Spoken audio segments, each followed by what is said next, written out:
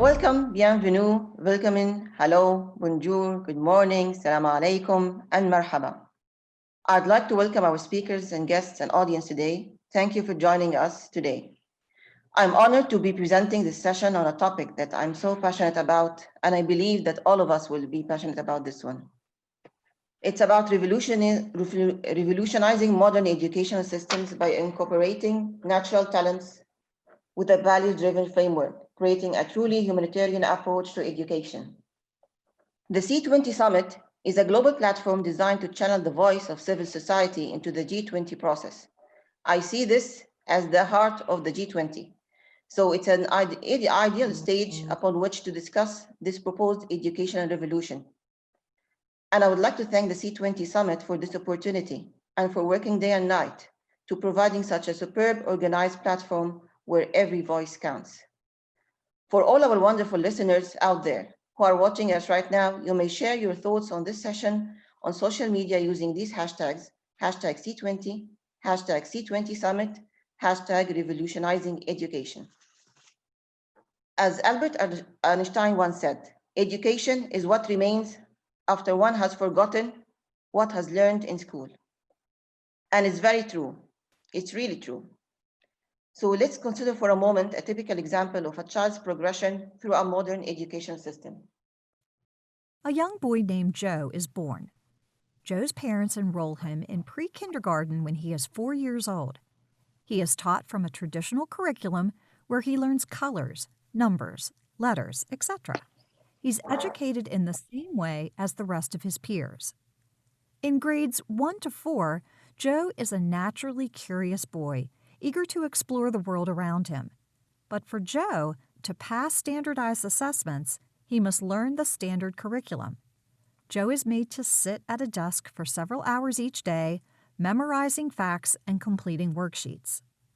By grade 5, Joe has developed a strong dislike for school. His teachers suspect that Joe might have ADHD and are increasingly frustrated when Joe talks to his friends during class or gets low test scores in subjects he is not as adept in. In grades 6 through 12, the educational system continues to provide all of the students in Joe's class with a uniform curriculum that is designed to help them pass their tests. But Joe is not a high-achieving student and does not do well on his tests. As Joe nears graduation, his teachers encourage Joe and his peers to consider a career as a doctor or engineer, both of which are prestigious professions with large salaries. Joe is fairly good at math, so he is encouraged by his parents to become an engineer.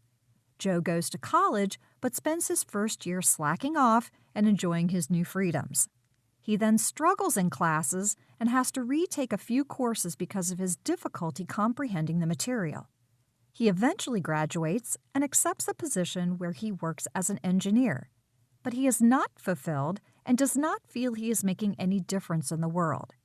It is not until much later that Joe begins to develop financial awareness, emotional intelligence, and works on becoming a more compassionate person and a better global citizen. So this scenario may sound somewhat unlikely, but this is the unfortunate reality of modern education. When students are told that passing tests is the only true goal and are forced to sit for long hours memorizing facts, they are neglecting to develop the skills and talents they naturally have. They are not taught how to become compassionate humans. Rather, they are trained to compete in order to survive in such a harsh, judging environment. They might become good engineers or doctors with high salaries or celebrated positions. However, is this truly what we want for the children of our future? Let's consider an alternate scenario. A young boy named Cyrus is born. After a couple of years, his parents enroll him in pre-kindergarten, where Cyrus is exposed to toys and activities that allow him to learn through his senses, emphasizing motor and sensory actions as he explores his surroundings. Later, in grades 1 to 4, Cyrus has begun to let his natural curiosity shine through as his personality develops. Cyrus is a caring child with a big heart, and his teachers and parents encourage his growth by supporting his natural talents and skills, instilling a mindset of courage to try new things. He is taught how to work with others and how to celebrate their achievements together. In grades 5 through 12, Cyrus continues to move through the educational system, being supported by educators as he leans into his skill set and begins to determine what profession he is most inclined to pursue. His awareness of social justice, emotional intelligence, financial literacy, and global events leads Cyrus to pursue a college degree and later accept a position that he loves, where he utilizes his unique skills to be successful and make a difference in the world. Cyrus's grounded beliefs, good heart, values, respect for his elders and the rules of society, and acceptance of those who are different from himself enable Cyrus to live a long, happy, and healthy life. Cyrus feels fulfilled and can truly put his skills to use by making the world a better place. So does this sound like a fantasy? Too good to be true? It shouldn't, because really this should be the goal of all our systems of education.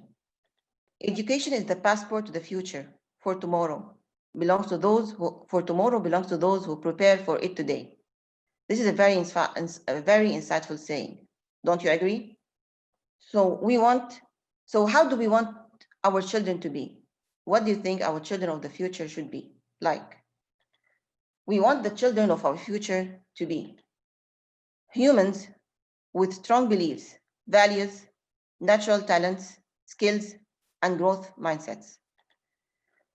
We want them to be global citizens whose values help them to be useful in their surrounding environments.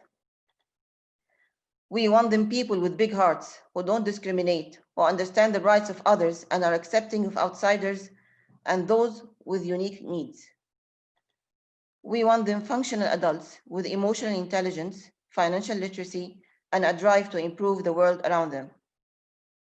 Our education system should be designed to raise humans with good hearts. Of course, the world needs doctors, engineers, and technicians, but we need humans first and professions second. That's what this session is all about. We will discuss the framework, the inclusion, the feasibility of such a proposition as a revolution to the face of education. This session will address the efficacy of implementing a more humanistic, values-oriented system of education, as well as practical considerations such as purpose, partnerships, and policy changes that would go into such a shift. We will also consider the higher level support that would result from establishing an E20. In the same way, there's a C20, T20, B20, Y20, L20, U20, and W20 exist. The clout of these groups makes their actions more productive, and as this movement draws global support and attention, support from policymakers and representation amongst board of decision makers will be paramount. And I'd like to mention that at any point during the session, our audience can feel free to post comments and questions in the chat box. And we will do our best to address as many audience questions as possible at the end of the session. I am Rasha Aljouz, a resilient educator for over 20 years, as well as a chartered linguist, author, and a culture-changing entrepreneur. And now, without further ado, let us introduce our speakers who are joining us today. Jared Yu, a co-founder and the CEO of the Global Citizen Education Group. Dr. Samia Kazi, social entrepreneur and educational policy leader. Maryam Sullivan, who is a celebrated author and an educator. Saida Ahmed, who is a UNGC ambassador and founding director of Education Partnership UK Limited. So are you ready? Let's start. Ready, steady, go. So ladies, don't hate me for I'm going to start with something different today. So I know that ladies usually comes first, but let us start with Jared first. So after all, we are at the C20. The C20 is the heart of all changes. So Jared, I believe that you have a mini revolution of your own. You've started something. You wanted to revolutionize about something. So can you tell us more about it and why did you do it? Hi, Rasha. Thank you so much for this opportunity and for inviting me to speak at this platform. So just a very simple introduction. I co-founded the Global Citizen with a classmate of mine a couple of years ago. And we wanted to work together actually to create experiential education as the platform to engage youth in developing their skill sets, their global citizenship, education, and education for sustainable development. And that's at the center of what we do. So through experiences, through camps, through conferences and workshops, we want to equip students with these skills. And we have done it. We started off in Singapore, and over time, over the past 5 years, we have impacted students from 12 countries around the Asia Pacific region. So that's a bit of what we've been doing. Thank you, Jared. Thank you very much. So why did you do this? Why do you think that you need to do this? Right. So I think it started off from a point of a bit of that same frustration that you pointed out in your video. I think it's on the first kid. I believe his name was Joe, and how there was such a big focus on testing and test scores being the indicator of success. I'm Singaporean. I am born and bred. Did my entire foundational education here in Singapore. And Singapore generally has a very high standard of education, but there's a lot of focus on test scores being the indicator of success. And I believe, of course, that's not just a Singaporean thing. That's a wider trend across multiple education systems. But I remember when I was applying to university, the key thing that was the first indicator before even considering other aspects of your application was your test scores. Over time, that has changed in the past decade or so, but that experience indicated to me like there's something wrong at the heart of this, that we are all just primarily being judged by a couple of numbers that, if it's too bad on a bad day, you have to go for an exam, that might impact your future. That's really unfair. And so with education, with higher education moving towards looking at candidates more holistically, other aspects of education need to keep up as well. So while there are a lot of resources in ensuring that students get good tuition, improving their test scores, I saw that there was not enough focus being paid to bridging that gap in helping create these experiences. And so that's where, in my coaching experiences, I was, training students in public speaking skills, model UN, debate, and so was my classmate, and we saw that gap here in Southeast Asia, and that's why we created and co-founded the Global Citizen Education Group, with a key focus on experiential education and the key focus in developing skill sets for students. So the 4 skills that we focus on would be thinking critically, writing creatively, speaking confidently, and working collaboratively. And so that's how we started, and very happy to be here to speak with other esteemed educators to hear your thoughts on this as well. Thank you, Jerry. Thank you very much. So, Samia, do you think that we really need a revolution? And especially in the assessment part? Or is it a too big of a word? Hi, Rasha. It's really my pleasure to join you all today. And I think absolutely, yes. I think that there's a lot of confusion around the world, especially about, because we talk about assessment and we talk about that our intention is to make it more individualized and to use more like individualized approaches to assessment. But systems still around the world are really based on judging children against normative standards and particular criteria. So kindergartners even around the world are being tested on the PISA scores, right? So where is the children's or the child's voice? Do young children not have a say? Because we believe that from newborns to high schoolers, children should be included in all aspects of their education. Every child needs to have his or her voice. We know that even newborns can tell us about their development, their tones of cries, the sounds that they make, the body language, their eye concentration.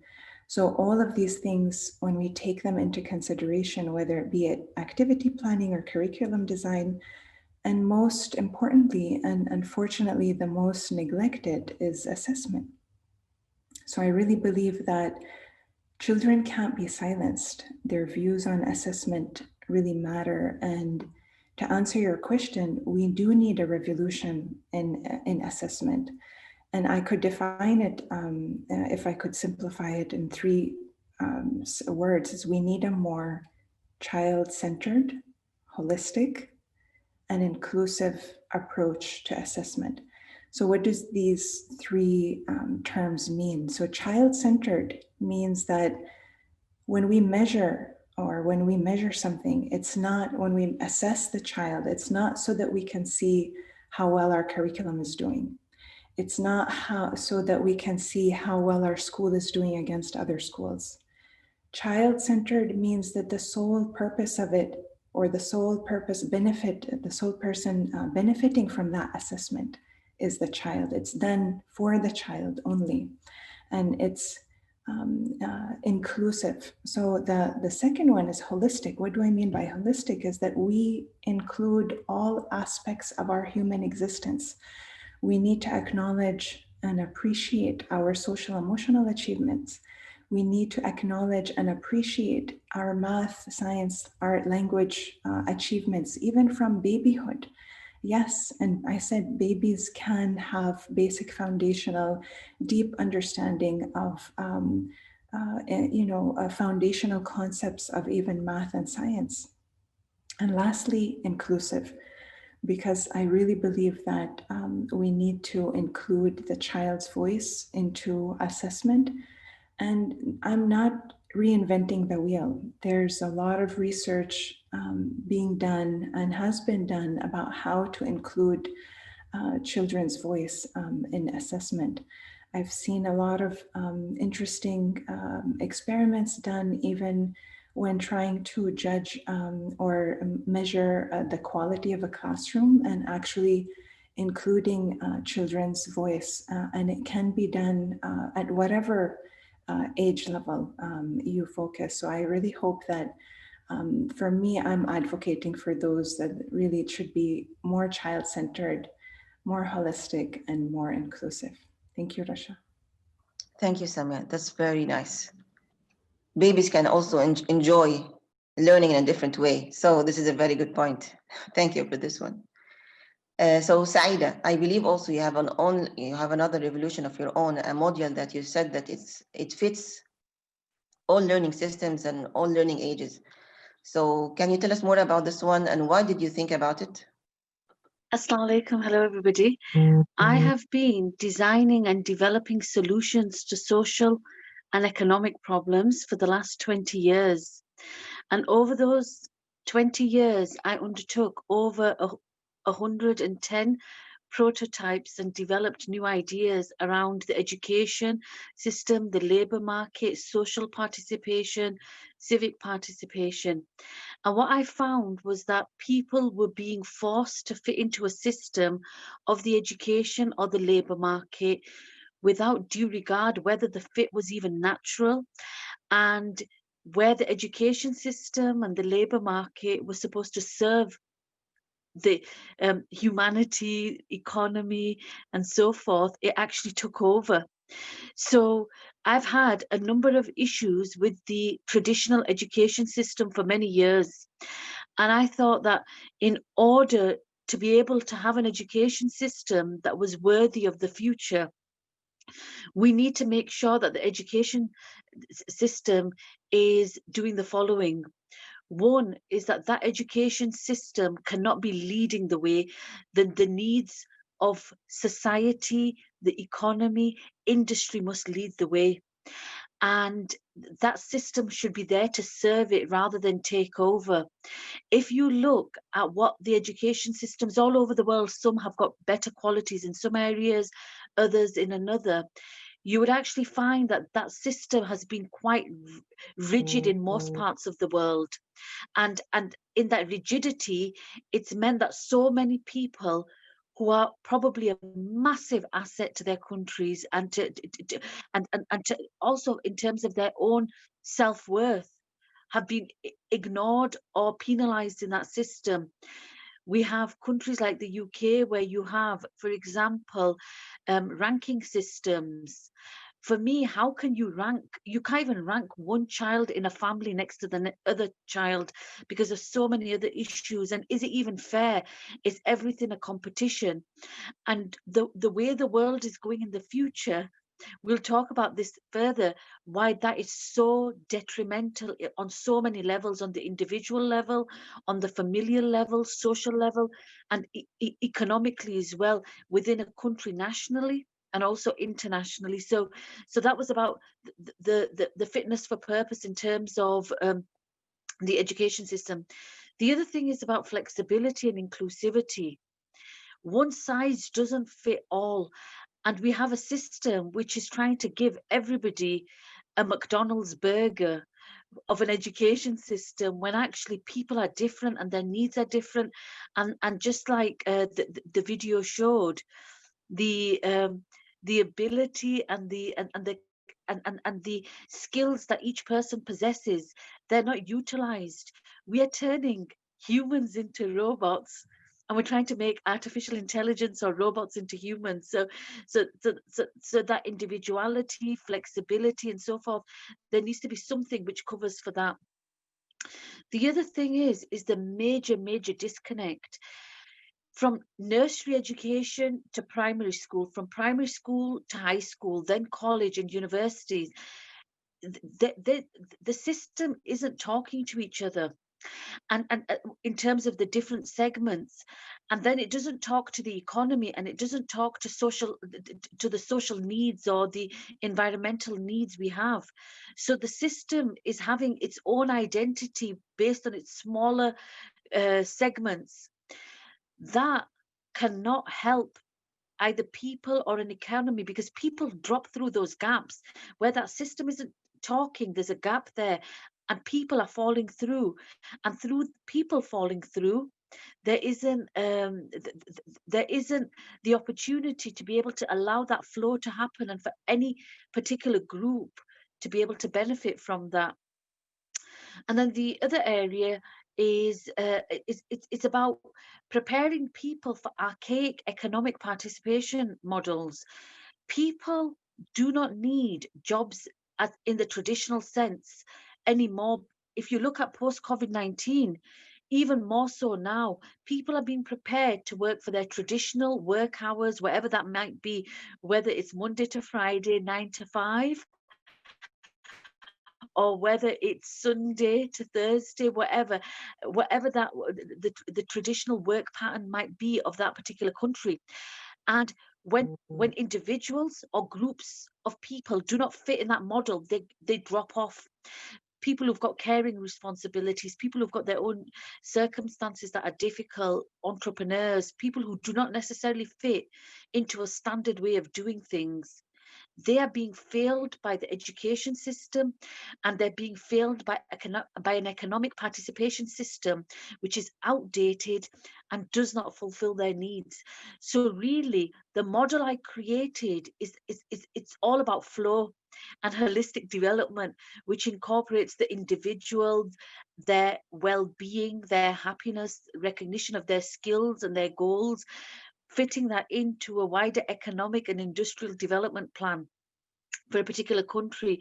And I'm working and starting to work with the OIC, the Organization of Islamic Countries, and some of the countries within the African Union to help implement that models in an affordable and in a way which is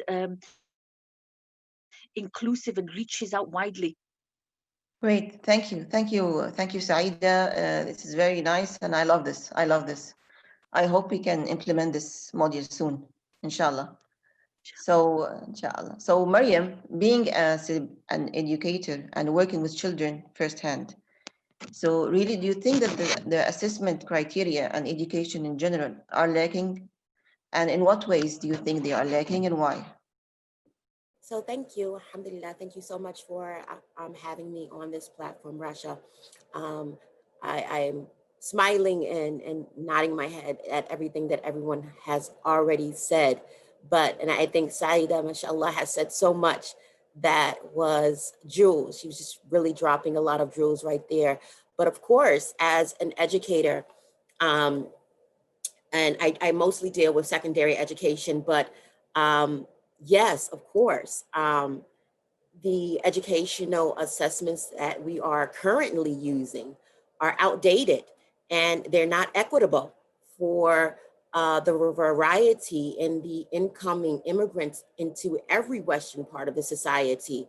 To judge children who come from diverse backgrounds with one standard tool is not equitable at all. And I don't think that we talk about these buzzwords all the time: diversity, differentiating, equity. But when it comes to actually applying it in our assessment, it's non-existent, right? So, I have students from Guatemala in my class with students who are from a urban city, and then I have students who are second language learners, and we're basically judging them on the same criteria. What can you do on this particular model that was created most likely by men and women, European backgrounds, white, Caucasian Americans or British, who were 40 or 50 years old and who are already settled into their academic knowledge, and they are steady on what this child should learn, but they're not taking into consideration the myriad of experiences that our children have. The type of experiences that an immigrant or a refugee child comes into the school system with is years beyond a child who just has the standard American or the standard European background, right? They have learned so much, they have so much grit, and we have nothing to really adequately assess all of the skills that they actually have.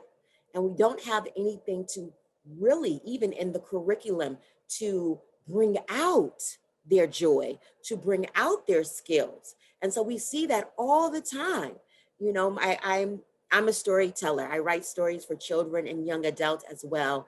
And I found it with my daughter, actually, 5 years ago, Muslim Girls Read, which is a literacy program here in the United States where, we send out books with characters that have Muslim characters in them so that we can really have that representation in our community where children, especially Muslim children, can see themselves on books.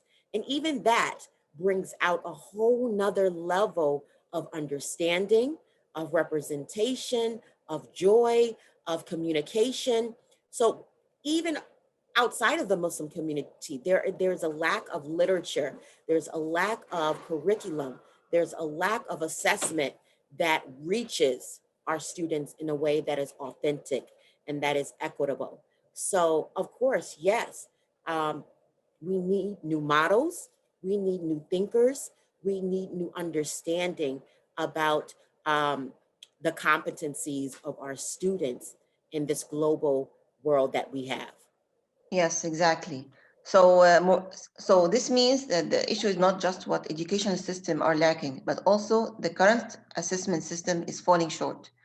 So, Mariam, since we are already with you, what do you think are the possible value-based mechanism and alternative methods to this conventional assessment? Can you repeat that question one more time for me, Rasha? Yeah, so in another way, what do you think is the alternative assessment we can do? What are the conventional systems that we can apply, unconventional systems that we can apply here? So if the education system is lacking, and if there are problems in our assessment, the current assessment, so what are the alternatives or the value-based mechanism that we can apply with our children in schools and other ways? Right. So there are so many ways to assess, right? So we already know about our formative and summative assessments that we do all the time. And I think mostly that we really do have to look at the summative because that holds so much weight in the traditional educational platform that we see around the world that is being offshored everywhere. Having taught, in Africa and in the Middle East, the same educational assessment tools, especially on the summative side, are being offshored, into the Middle East, offshored into Africa, offshored into Far East Asia. And so we're starting to see so much of the same things. No matter where I go, it's just picking up and seeing pretty much much of the same. I think one of the things that we need to really, really, really start getting and seeing more of is project-based assessments, and allowing the students to create, to show us what they are interested in and how that applies to them, and how they can apply it to other parts of their learning. We're teaching them, and then we're really molding most of our assessment off of rogue memorization. What do you remember from what I told you? What can you write down on this paper? What can you show me about these algebraic expressions, based on memorization? But allowing them to create, right? Going back into, thinking about Bloom's taxonomy, how it goes all the way up to being able to apply something. And we say that is the highest level of education, in doing something and showing somebody, creating something, and children do that all the time naturally. They love to show you their work, from early education. They want to color, they want to build, they want to pretend. So it's really important that we allow them to create, and that is the assessment. That is the assessment that we utilize, inshallah, allowing them to show their work and how they view the education that they're actually utilizing, that they're learning from us. Great. That's a very good point of view. So from this point, Samia, and I know that you love the growth mindset subject topics and everything about it. So do you think that the growth mindset would promote and increase emphasis on building kids' characters and mindset if they are going to apply such kind of assessment that Maryam suggested now? Thank you, Rasha. Yeah, I've spent more than 12 years researching, advocating, and building capacity, specifically in early childhood education and quality systems. So before I talk about growth mindset, I want to emphasize that there's a lot that the whole education system can learn from early childhood practices, because a lot of the training that happens and a lot of the curriculum assessment that happens in early childhood is very holistic. And if you look at good early childhood education practice, teachers in the early years are looking out for interests of children. They're celebrating when children are working hard to achieve their work. They're helping children learn good strategies to help motivate themselves and keep trying when they're finding something difficult, and they're teaching children to respect their friends and respect their peers, and they're, in a sense, they are teaching that growth mindset in good early childhood teachers. So I think that there's a lot of thing, and what Saida said earlier, there's a big drop that happens when these kids go into school, because suddenly all of that achievement is not celebrated anymore. Suddenly they're then switched back to having to fall into this cookie cutter expectation of their homework or their assignments and their learning and their letters and numbers and whatnot. And I think we're forgetting that's getting lost. So I think there's a lot to learn from good early childhood practices. And this is not something unique. Again, I'm not reinventing the wheel. If we look at the Reggio Emilia approach, which is an approach to it's a very globally renowned approach to early childhood education. It was out of Italy, and you can see that not only the government of Italy, but many countries around the world are looking at how can we learn from this early childhood approach and apply it to other grades, apply it to primary, secondary, and so on. So that's one thing, looking at, learning from, and it's also listening to each other, right? What we are all saying as well is that being able to work in partnership, work in cohesion, and listen to each other. So that's one thing I want to mention, is kind of look at the early childhood.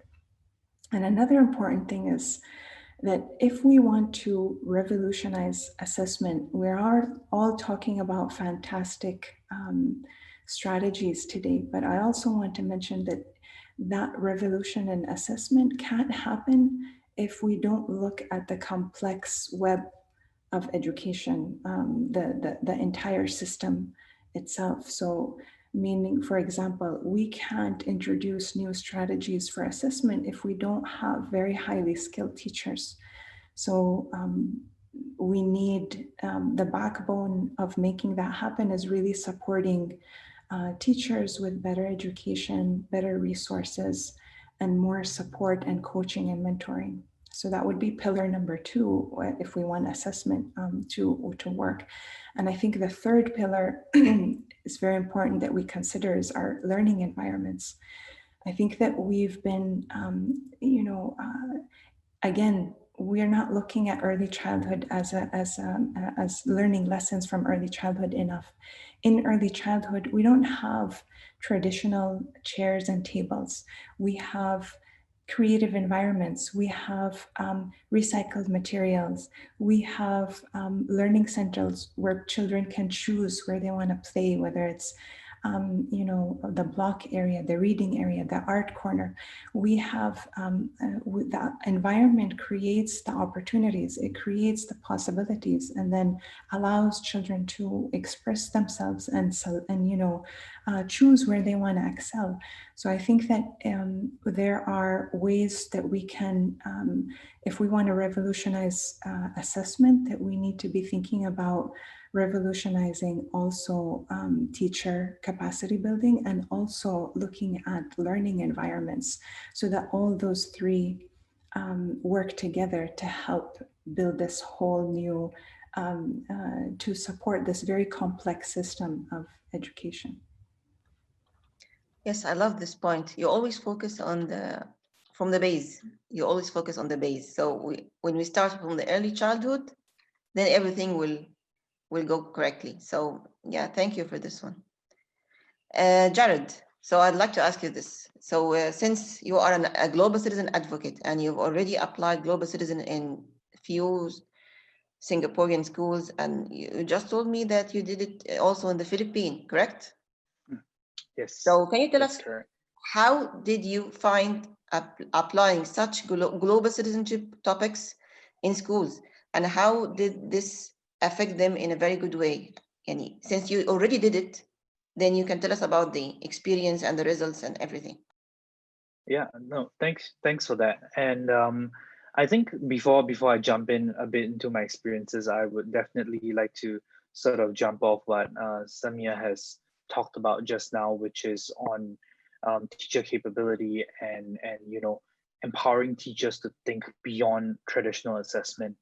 And that goes very much hand in hand with the points I'm also going to make about global citizenship education.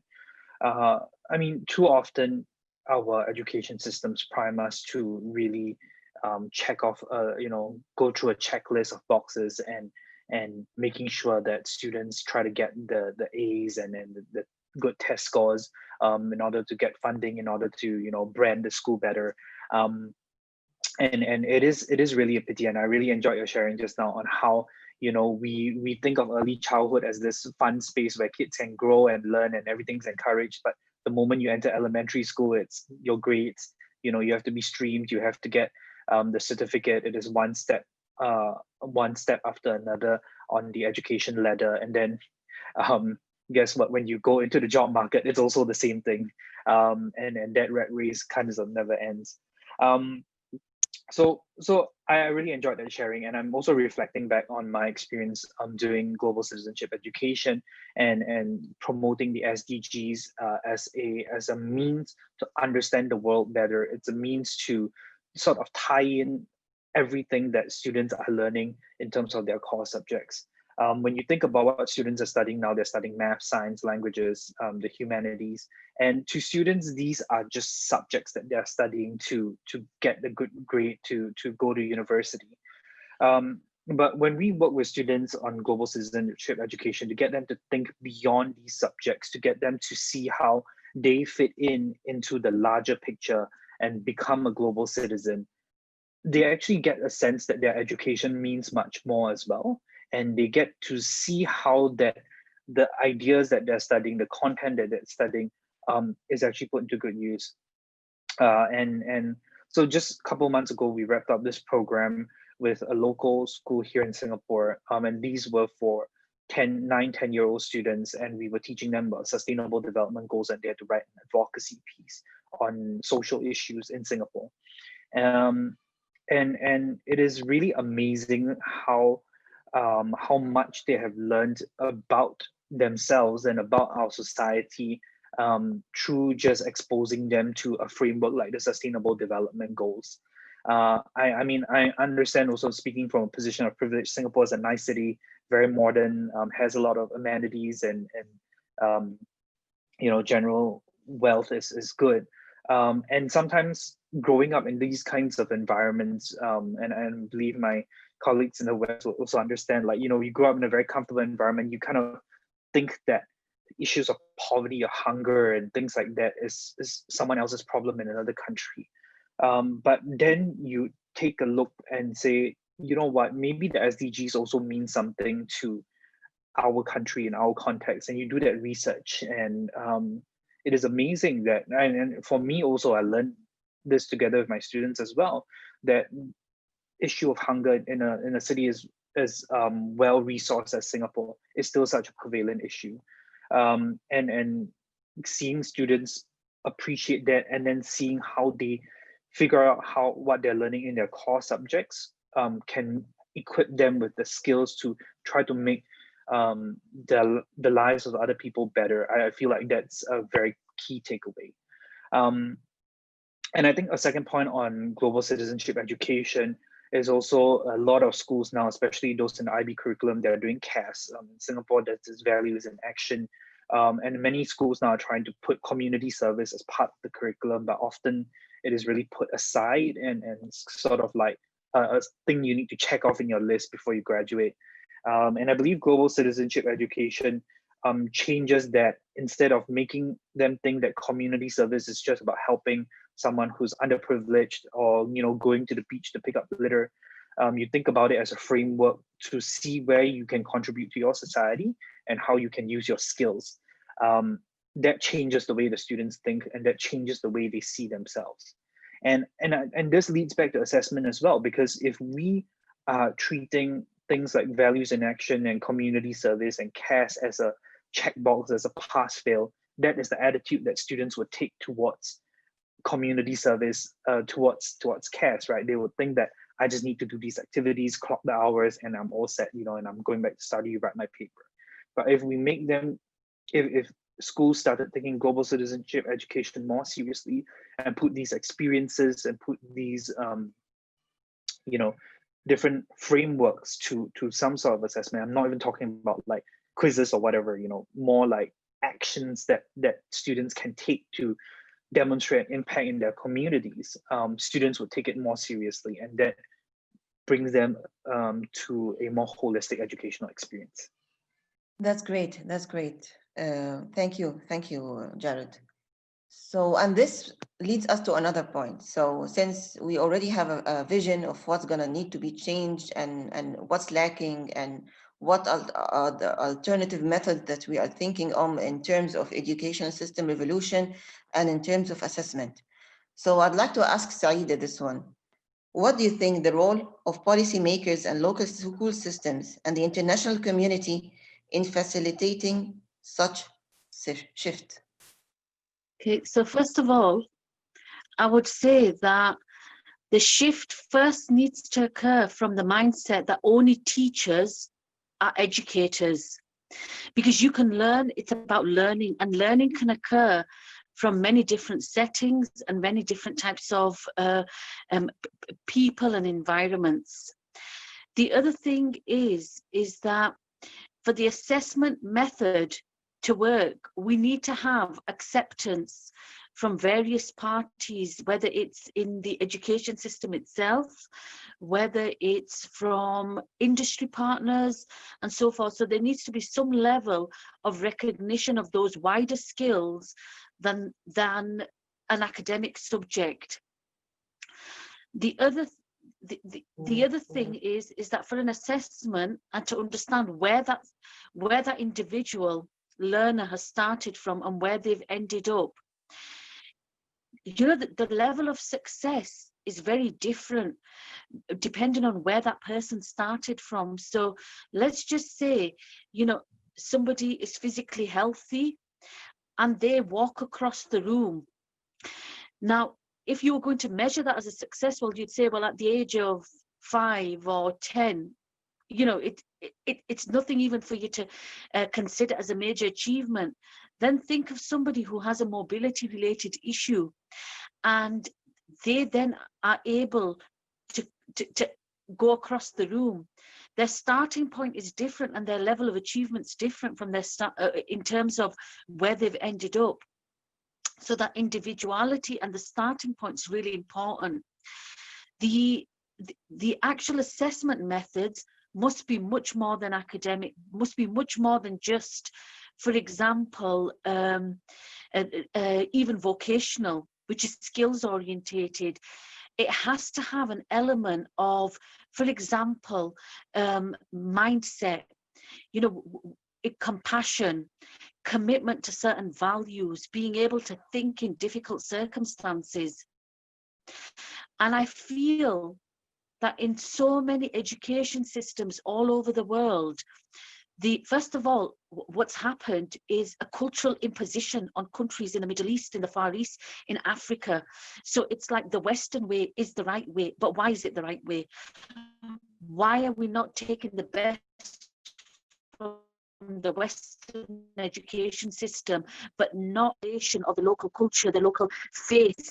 And you take the best from different identities, but you do not make people feel worthless in their own context. So that's the first thing. The assessment methods and the local assessment methods must have a recognition of what the local cultural, economic and faith context is.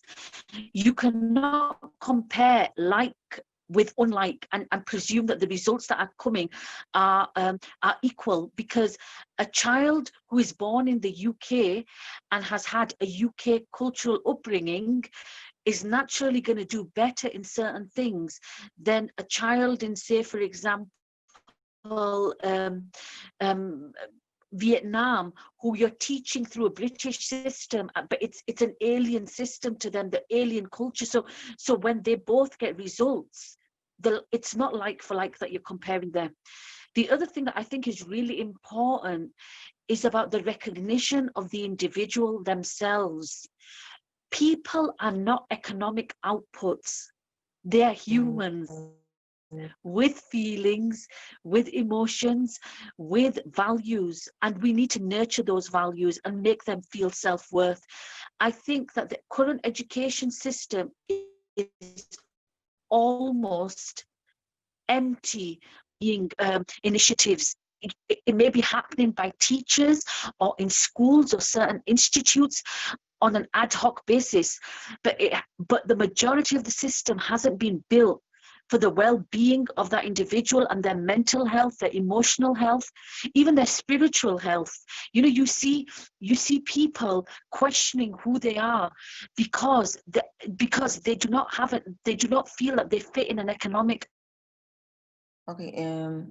Thank you, Saida. Thank you for your time. I think there's a disconnection, but that's fine. So Maryam, also, if you have any thoughts on this question, what do you think are the roles of policymakers or the local school systems or the international community in facilitating Hello? assessment? Sorry, Saida, are you on again? So I think let's go with Maryam. Yeah, please, Maryam, please share your Yes, I'm thoughts. on again. As Saida was saying, that I think it's really important for policymakers and schools to really start to look at the policies that they have instituted, because you can't change the curriculum without changing the institution, right? So the policymakers, excuse me, I'm trying to turn this off. The policymakers absolutely have to be invested in making a change in the way that they do school, right? Even now with it, in this COVID world that we are in, we're seeing that schools try to basically copy paste, right? The same sort of institutionalized learning that they had in the building online in this remote learning world. And it's causing a lot of discomfort for parents, for students to sit at a computer screen for 8 hours a day and learn and try to stay awake. And even for our young children, I mean, I'm seeing this from first grade all the way up to 12th grade. They just basically copy and paste it. But that's because the policymakers, right? The people who are over curriculum, who are over educational assessment, did not have a framework how to adapt to online remote learning. There wasn't an opportunity, there is an opportunity, but there wasn't an opportunity to think outside of the box. How can we adapt learning for the situation that we're in? So what we're seeing is that on the policy level, at the foundation of education in this world, there is a problem with creating. There is a problem with adapting and changing and creating. And this goes all the way from the bottom to the top, right? So at the bottom, we have to expect and we have to advocate for change with our policymakers so that we can start to see the change on a level where it actually makes a difference on the educational level inside of the schools, right? Because there is a issue with change. There is a issue with adapting to what is happening in the world. I live in Massachusetts, where we are one of the oldest, we are the oldest educational systems in the United States, but school looks exactly the same as it did in 1600. Absolutely the same. There has been no change. And so that goes back to the policymakers, that goes back to our lawmakers. We have to start thinking about education in a more abstract way and things that is fluid, a fluid education for the learner. So it should be learner based, not looking at education as something that is static, that must stay the same. This is how we do school in 1600, and this is how we do school in 2020. So the policymakers have to really start looking at how can they look outside of the box at education, and that education is something that is fluid, that must change, that must change. And I know that as an educator, we as the teachers, we want change and we are accepting of change because we see the change in our students. We see it every day. We know that there needs to be a new model, but we don't have it provided to us. And so therefore we cannot teach it inside of the classroom. So the change really has to start with the parents, the stakeholders. Parents and policymakers have to be the one to institute the change so that you can see that change rolled out inside of the school buildings. Yeah, that's a very good point. So although there's a saying that old is gold, but I think this is not applicable here. We need to adapt with the new systems and the new ways we are teaching children, and children are changing. They are now using digital tablets and mobiles and everything. So how come this education is not changing and our children are changing? So we need to adapt. So old is not gold here. Yeah, so that's great. So so here, let's since we already talked about the policy makers, and what's the role of the institutions and educators, and how do we think of this as a policymaker. So let's put you in the shoes of a policymaker, all of you, and perhaps the audience also would join us in this. So if you were a decision maker and you were in a position where you could affect change in education systems, what is the one decision you would make immediately regarding the recommended changes we spoke about today, or even your own vision that you believe in and you are applying already in your work? So let's start with Jared. Yeah, thank you, Rasha. Um, wow, I think in terms of where teachers can, I mean, where we can start this education revolution, it really has to be from the ground up. And teachers need to start introducing different concepts, different ideas, encouraging their students to be bold and to go and experience different things and to try out different types of education. We talked a lot about different perspectives on education today, and I really also appreciate what Saida talked about, that very Western centric approach towards assessment, towards getting the TOEFL, that SAT, and that's super pervasive here in East Asia, where you can see companies making so much money out of training students for the SATs and TOEFL and things like that. So really, it goes back to, it has to start with from the ground up, having teachers and parents recognizing that different kinds of experiences matter in developing their kids, and creating that space for students to learn about leadership, not just in the sense of like leadership for results and things like that, but how do you become effective personally and things like that. And when you have these different initiatives, it then becomes a more systemic thing when the system realizes that the current forms of assessment, the current way of conceptualizing education is not enough. So having these ground up initiatives where teachers expose students to different concepts, different ideas, I think that would be a way to go. And as Said also mentioned just now, doesn't have to be just the teachers, but the parents need to be involved as well. And if parents realize that they have a part to play in revolutionizing education, and that they want their kids to be more well-rounded, that would all the more push this ground up initiative to something then the systems realize that you have to take notice of. So in other words, your decision is creating initiatives that involves parents, teachers, and learners. If you are a decision maker, then your one decision will be creating initiatives that involves parents, educators, and learners. Did I get this right? Exactly. Yeah, exactly. Yeah. And I think that's particularly important because again, speaking from my experience, and just sort of seeing how things sort of are in this part of the world where I'm from, unlike maybe in the West, in East Asia, a lot of the way the education system is structured is really done by the governments, done by bureaucrats. And particularly here in Singapore, education is also seen as you are preparing for the workforce. Like that is the messaging that we get in our education. And I mean, rightly or wrongly, Singapore doesn't have other resources, right? So people are only resource, and that's why it is ingrained in the way we think. And so if society thinks about it this way, that you have the good grade, get the good grades in order to become a doctor, a lawyer, or an engineer, or whatever, that's, the in thing now in industry.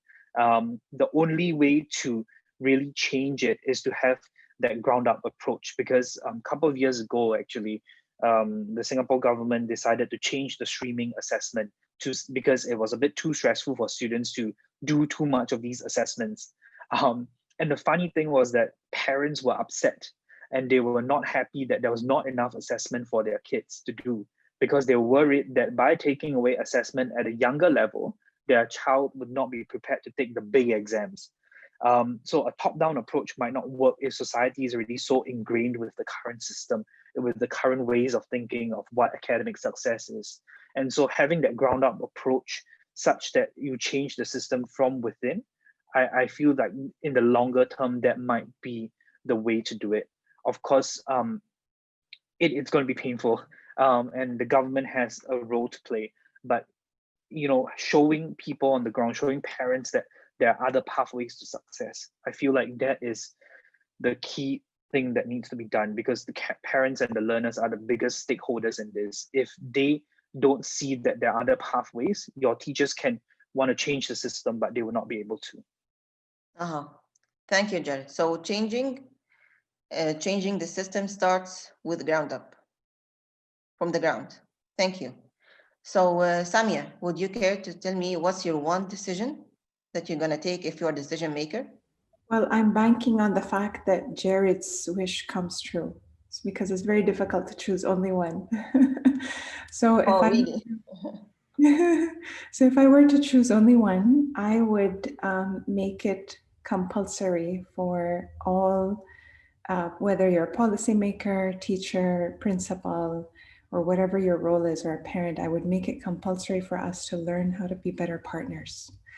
Because I think one thing that we lack is that sometimes when you're a policymaker, and let's say, for example, you're head of policy development for early childhood education, sometimes being in that role is like, oh my goodness, I'm tasked with fixing this issue, and you don't realize that you cannot do it alone. I think that change, something that Maryam was talking about, is so important. You can't do that alone. Jared was giving the example of when the top-down approach didn't work, so you can't work alone, and we need to learn how to be better collaborators and better partners. And that means that a policymaker needs to be a better partner with parents, with teachers. Teachers need to be better partners with parents, with community. So just on a general level, I think that sometimes we think that if we're in a certain position, if I'm a parent, I need to do this alone. If I'm a teacher, I need to fix my classroom alone. If I'm a policymaker, I need to fix this policy alone. And I think that we're neglecting the fact is that we have to work together. And I think that that's not at the fault of the person. I think we want to do that. Everybody wants to be better. Policymakers want to do the best for their country, for their region. Parents want to do the best for their children. Teachers naturally want to be the best for their, do the best thing for their classrooms. But I think that we don't know how to work in partnership as we should be. So I know that having the skills of global citizenship, like Jared was talking about, that is one really strong way to build those fundamental skills, how to listen to each other, how to collaborate with each other, how to negotiate and come to agreements and find creative solutions with each other. And I think also Childhood Education International, the organization that I'm supporting, also has a great program called Education Diplomacy. So they also help develop skills of education diplomats and build those skills of listening, self-reflection, and then helping build those partnership building skills. And so if that were my wish, I would focus on better partnership building and collaboration skills. Thank you, Samia. A very good point. So there's a comment from one of our audience, I think, about the decision making. So it's, and I would like to address this one to Maryam. So the comment is, the teacher training would need to be changed first. So do you think that this is gonna be, will this be one of your decisions if you're a policymaker, Maryam? No, I definitely would not start with the teacher training. I think that's I think that is at the other end of changing the educational platform that we see in the world today. Again, um, teachers are not the be all end all for education. It starts in the policy. And so I think what we need to see in the policymakers with the stakeholders is diversity and representation. Um, One of the reasons that we still have this cookie cutter approach to education is because those stakeholders, those policymakers lack an understanding of diversity, because there isn't a lot of diverse educators in that room making decisions. Representation is really important to understanding and appreciating and accepting different forms of thought, education, creativity.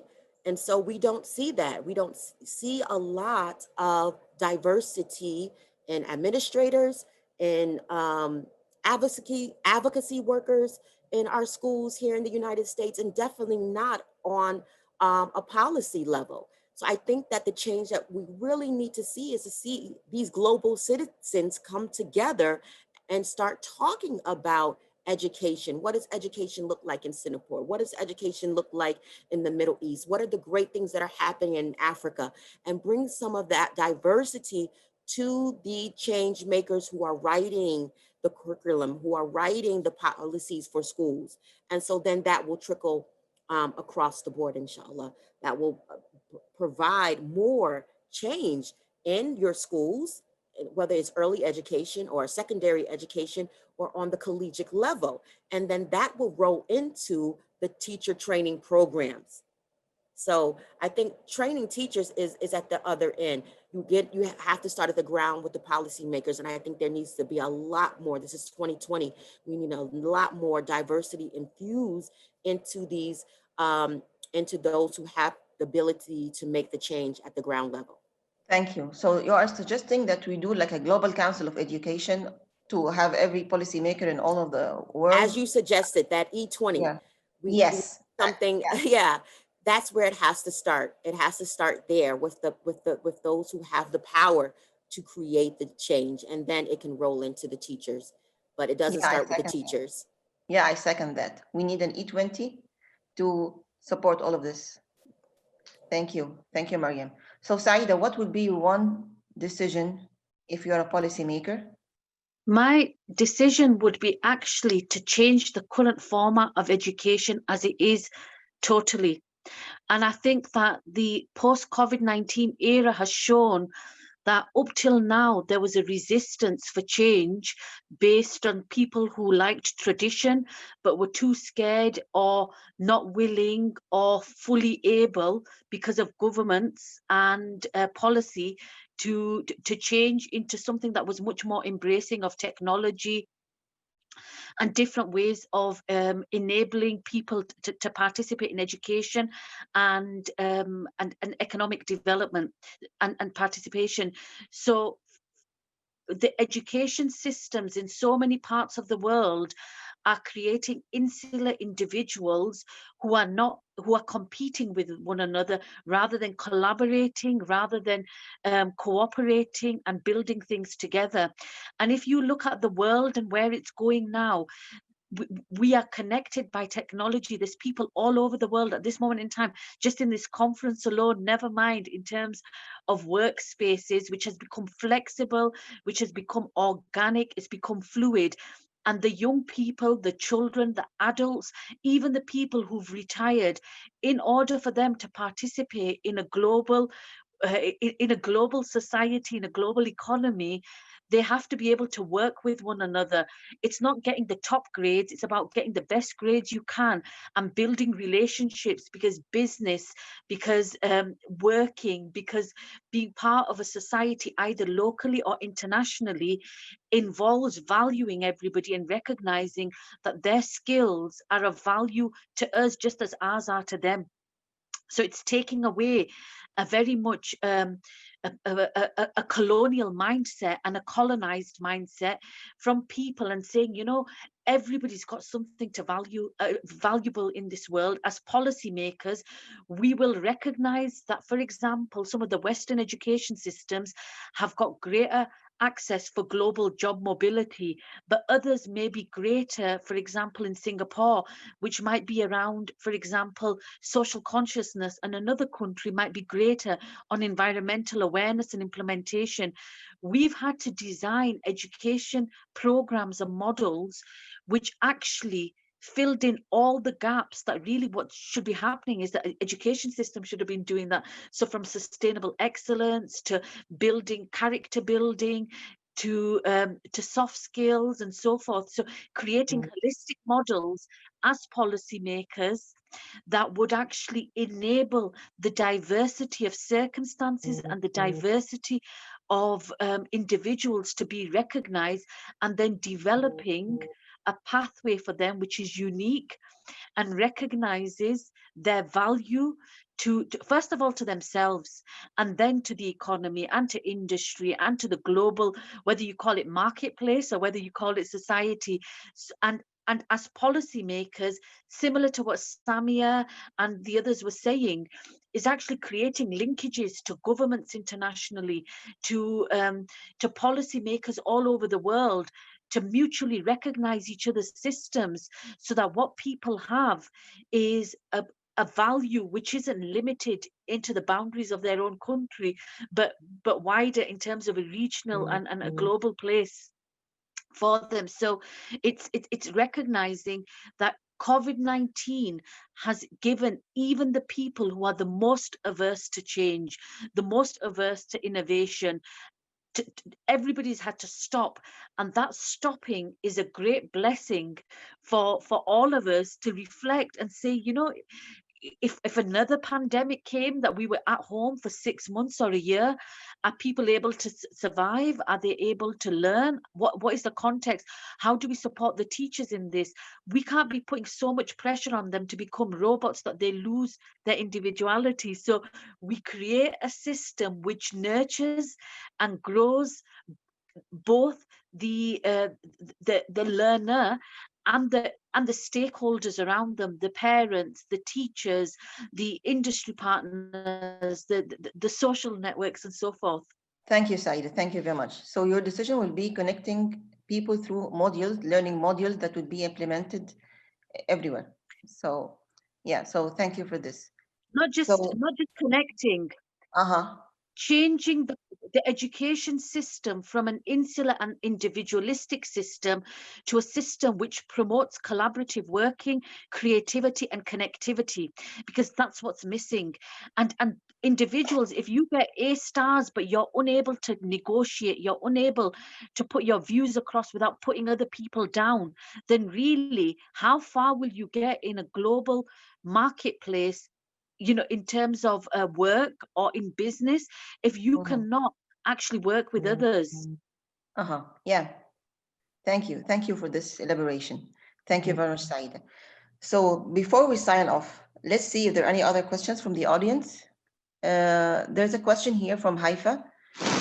Teachers need to be selected based on certain criteria, which is compatible with the new vision and trends of education. Do you think smart teachers could change the policy according to her class needs? Maryam, would you care to answer this one, or anyone else? And in 1 minute, please, because we are short on time. Right. I mean, anybody, any type, a parent can make change, a teacher can make change, principals can make change, of course. And change takes a lot of commitment and time that starts taking away from your teaching or your family. So again, we need heavy hitters with the policymakers and those who are entrusted with the responsibility to make change. My focus really is on teaching and being a resource and facilitating learning within my classroom. Of course, I can take away from that and I can go advocate at, you know, on the level of the policymakers in Beacon Hill, and I can write up pages and I can do posts and I can do this and I can do that.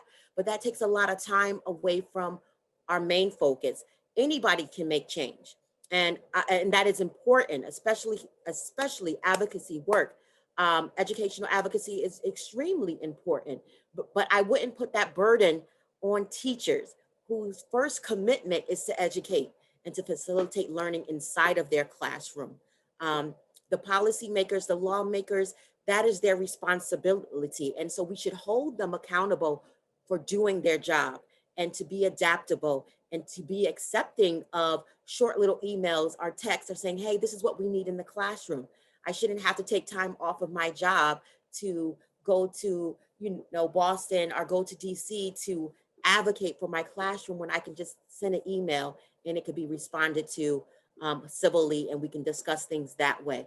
But anybody can make change. And if you have the time and ability to do that, I would say go for it. Great, thank you. Yeah, Thank you, Maryam. Rasha, may I just add a point to that? Please, That Saida. that can only happen if you stop penalizing teachers for being creative. I look at the education system, for example, in the UK and in so many countries, and in some of these schools, what's happening is teachers being stripped of their creativity and their passion, and they're being had an idea that was really quick and could help solve a problem, say for example post COVID-19, or around SDGs, the Sustainable Development Goals. If you took that to some schools now, the first chance you would get to have a meeting with them is 6 to 8 weeks. Then it would have to be scheduled into for example, into another decision-making process. By that time, that urgent issue may have lost all priority, and the impact of it could be lost. So if you're looking at, before you look at changing the teachers, if the teachers are good at a particular knowledge area, you don't need to change the teacher for that. You need to inject a new skill or a new bit of knowledge into the system, because the failure is not the teachers, it's the system, and it's the system that needs change. So it's not smart teachers, it's a system which actually caters for everybody, and that's what we need changing, and that's what we've got the opportunity for at this moment in time. Thank you, Saida. Thank you all so much for taking the time to join us today. I hope that we have all gained something by listening to these incredible speakers. And perhaps we can all move forward with a sense of hope for what the educational system stands to gain from some basic reforms, and how these simple shifts in the practice and perspective can have a monumental impact on the way we shape citizens of the futures. I really enjoyed our session today and hope that you did as well. In the end, I'd like to assure you that at the conclusion of all these sessions, collective input from our speakers, Jared and Maryam, Samia, and Saida, and the audience as well, will be included in efforts to influence G20 leaders' agendas in order to take action. A recording and summary of this session will be provided to relevant G20 working groups. So to our audience, we encourage you to take part in some of the other exciting sessions as well, taking place through the C20 Virtual Summit program, and share your thoughts on the C20 Summit through social media with the hashtag C20 and C20 Summit, and our session by adding the hashtag Revolutionizing Education. And now I would like to leave you with this quote: education is not the preparation for life. Education is life itself. Thank you, everyone. Thank you very much.